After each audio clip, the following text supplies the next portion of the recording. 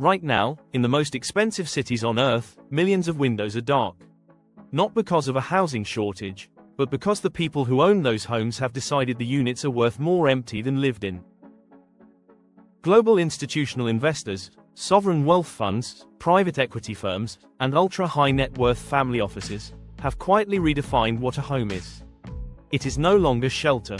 It is a store of value, as inert and deliberate as a gold bar sitting in a vault. In London, Hong Kong, Dubai, Vancouver, and New York, entire towers sit at single-digit occupancy while waiting lists for affordable housing stretch into the hundreds of thousands. This is not an accident. This is a strategy. Here is the core paradox. For certain high-end landlords, a 0% occupancy rate is actually the most profitable position. The moment you rent a unit, you cap your upside.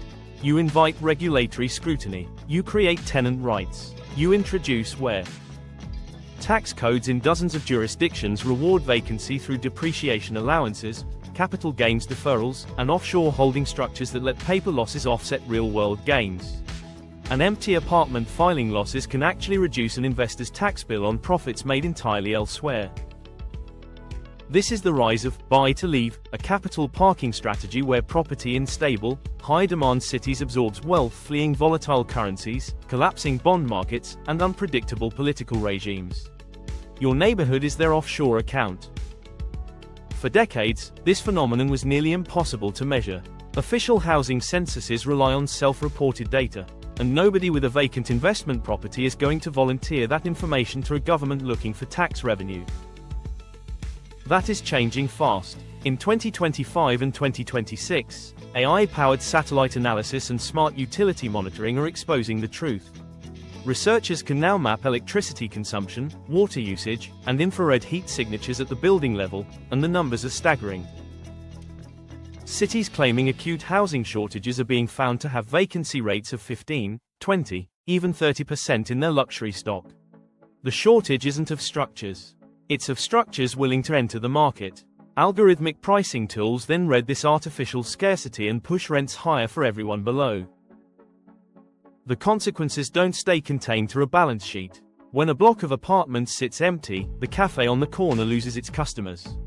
The dry cleaner closes. The school loses enrollment. Economists call it the death of the street, the slow hollowing out of urban life by absent capital. Essential workers, nurses, teachers, firefighters, transit drivers, are being displaced not by neighbors, but by investors they will never meet, from countries they may never visit, making decisions on spreadsheets that don't have a column for community.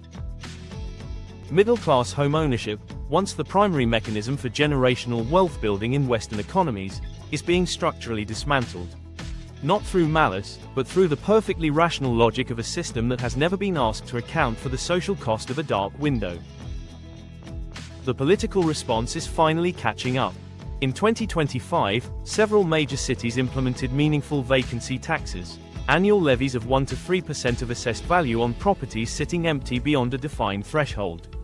In Vancouver, early data showed thousands of units re-entering the rental market within 18 months.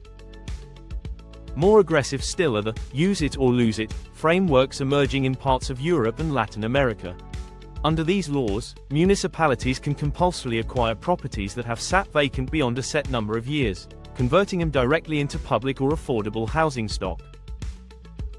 Transparency mandates are also advancing. Several jurisdictions now require beneficial ownership registration, meaning the actual human being behind the shell company must be publicly named. Sunlight, it turns out, is an effective disinfectant for ghost landlords. You don't need a policy position to start seeing what's in front of you. Count the dark windows in the new tower on your street. Check your city's property registry. In many places it's public. Look up who owns the building and where that entity is incorporated. Local advocacy organizations are mapping invisible inventory city by city. Citizen-submitted data, utility complaint filings, and council meeting pressure have already forced several municipalities to begin formal vacancy audits.